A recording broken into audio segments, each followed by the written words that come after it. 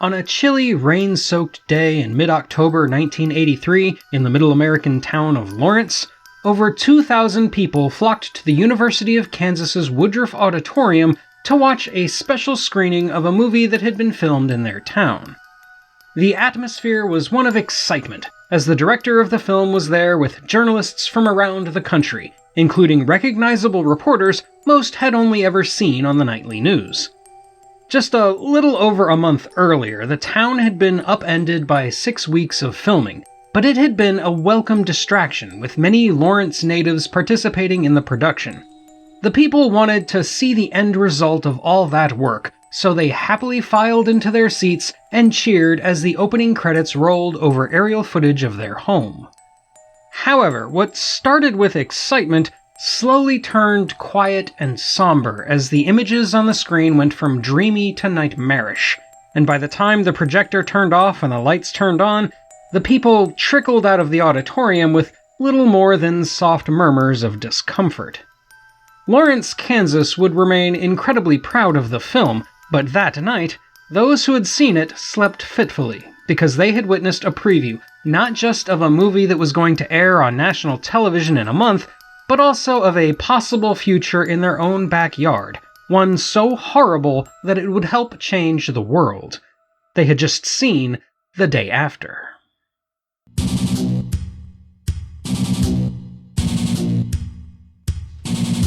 Do you understand what's going on in this world? Stupidity has a habit of getting its way.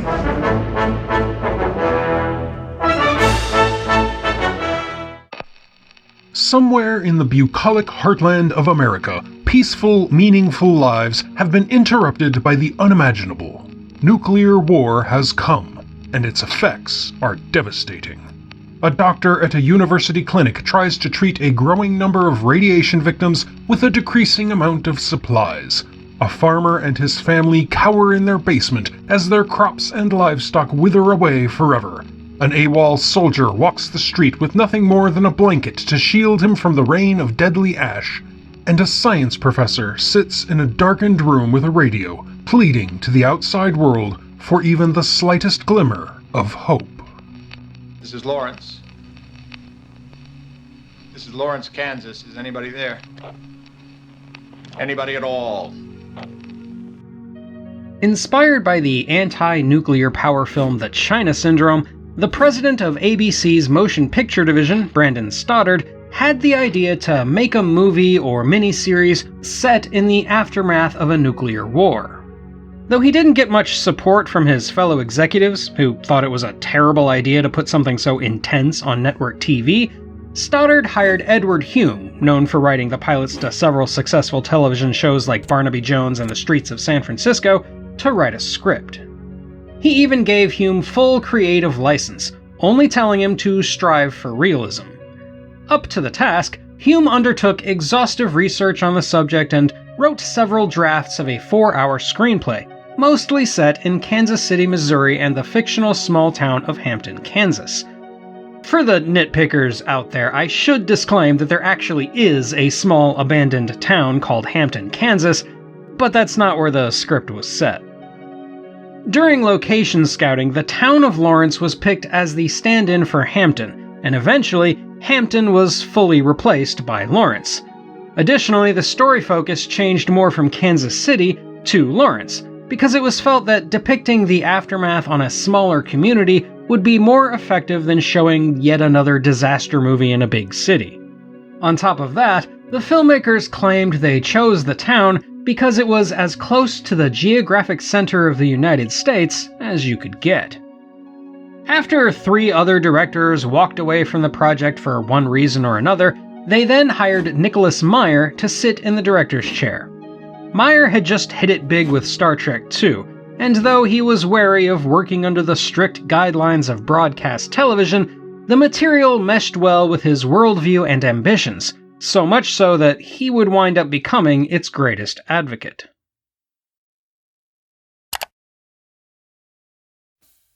The subject of today's video was voted on by my Patreon supporters. If you'd like to vote on future topics, get ad-free versions of my videos, or just want to show your appreciation because I'm so awesome, consider joining my Patreon or becoming a channel member. I'd like to give a special shout out to my $8 androids: Batty Bat Firebrand, Chuck Poor, Diane McGill Davis, Don Quixote, Giffen Chumley DDF, Jack Blair, John Burrell, Mike O'Connor, Patrick Baker, Robert McGill, Spoats, Tracy Rothmyers, and Warren Davis. Thank you all for your support. Much to the chagrin of the already uneasy ABC executives, Meyer didn't want to hire any big-name actors, because he didn't want them detracting from the film's gritty realism. However, he eventually compromised and agreed to have at least one relatively well-known player in the ensemble. On a trip to New York City, Meyer then met Jason Robards, who was on the same flight, and asked him to be in the film. Robards was no stranger to post-apocalyptic films, having already been in previous review topic A Boy and His Dog, and he was a big enough star to satisfy ABC. The great thing about Robards, though, is that he doesn't act like a big star, and in The Day After, he demonstrates his more understated everyman approach, making for a very believable Midwest doctor. Meyer also hired Bibi Besh, who had played the crucial role of Carol Marcus in Star Trek II, along with JoBeth Williams, well known at the time for Kramer vs. Kramer and Poltergeist, and the already Oscar-nominated John Lithgow. Other than that, though, the actors were relative unknowns, including future stars Steve Guttenberg and Amy Madigan. Oh, and I feel compelled to point out Flounder in the college science group. I won't go through the entire cast because we'd be here all day, but in addition to the mere 15 from Los Angeles, the actors were hired in Lawrence and Kansas City, including extras who were paid more if they were willing to shave their heads and not bathe for a few days in order to look like victims of radiation sickness. The Day After was filmed in August and September of 1983, mostly in Lawrence, where the University of Kansas is heavily featured, but also in Kansas City, including outside the Liberty Memorial, and in Southern California. Many parts of Lawrence were heavily redressed to become post-apocalyptic, though it became so expensive that rather than breaking every window in town, they started using black cutouts to fake it for longer distance shots.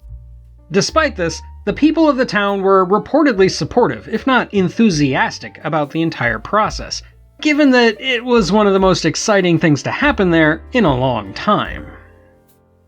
The original plan for the movie included more special effects, which had to be pared down due to the budget, and it had some additional scenes that were too expensive or too graphic to film, including a bird's-eye view of Kansas City being hit, a more realistic portrayal of human bodies being hit by nuclear blasts, and fake newsreel footage of the nuclear exchange between superpowers.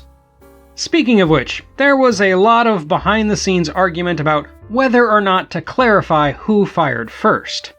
Meyer wanted to leave it ambiguous because he felt it didn't matter, but ABC, along with the US Department of Defense, wanted to make it clear that the Soviet Union dropped the first nuke. Ultimately, Meyer won out, and in the final cut, it's left up to the audience's imagination. ABC also wanted the movie to be a 4-hour event spread out across 2 nights, a common tactic in those days, but Meyer thought it would be more impactful as a single, unified broadcast. Again, Meyer won the argument, though the editing was eventually taken out of his hands and several scenes he wanted to keep in, including one in which children have nightmares of the apocalypse, were removed.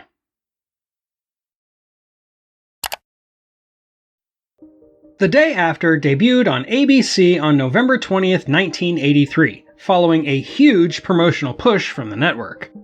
It was watched by approximately 38.5 million households, which works out to over 100 million viewers, making it the most watched television movie debut in history, as long as you don't count modern streaming. While there was some short-lived controversy from those who insisted on making it more politically partisan than it needed to be, it was incredibly well received by critics and audiences alike. It also added to the conversation about nuclear armament at the height of the Cold War, and it was screened for the White House. There are a few apocryphal stories out there about President Ronald Reagan's reaction, But it is true that he admitted in his diary that he was deeply moved, that it affected him in ways we'll never fully know. It would be nice to say that the movie inspired him to seek a disarmament treaty with Gorbachev a few years later, but that's probably overstating things. Nevertheless, he did praise the movie, even as vocal pundits from his own political party were denouncing it as socialist propaganda. No, really, that was a thing. It had several re-airings over the years, a smattering of theatrical and home video releases of various lengths and aspect ratios, and showings in other countries. It was even played on Soviet television in 1987.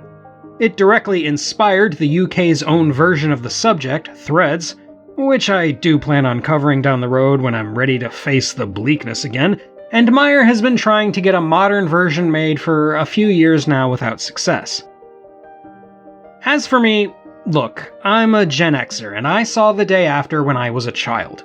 For my younger viewers, it's difficult to put into words what it felt like to live through those times, when it genuinely felt like world leaders always had one finger on the big red button.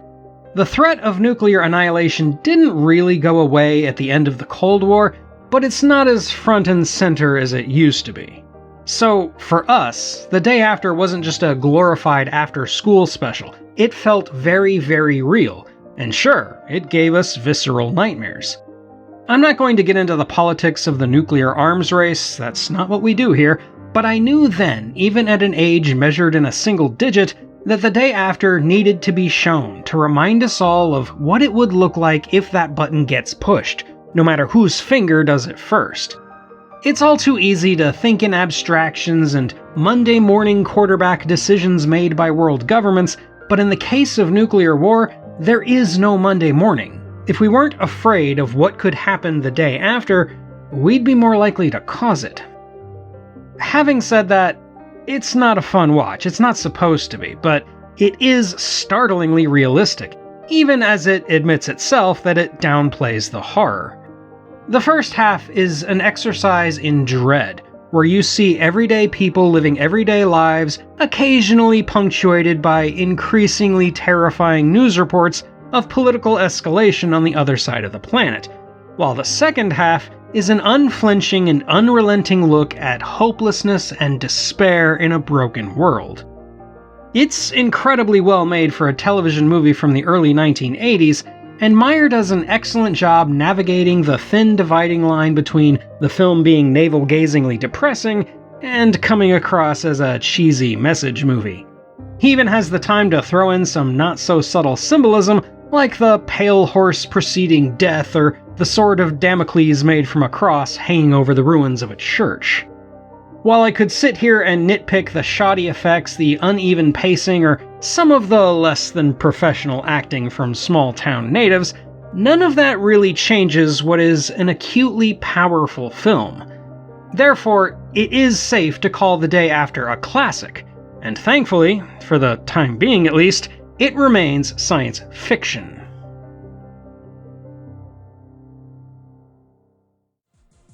And that's all for today, my fellow Earthlings. Hug your friends and family a little tighter, will you? Thank you for watching, and until next time when we'll dream up something different for tomorrow, this is the Unapologetic Geek, telling you to never be ashamed of what you love. As long as you're not hurting anybody.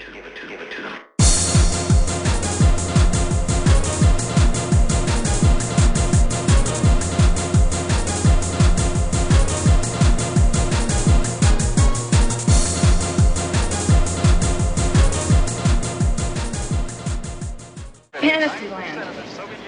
You think they're making this up? You think this is War of the Worlds or something? If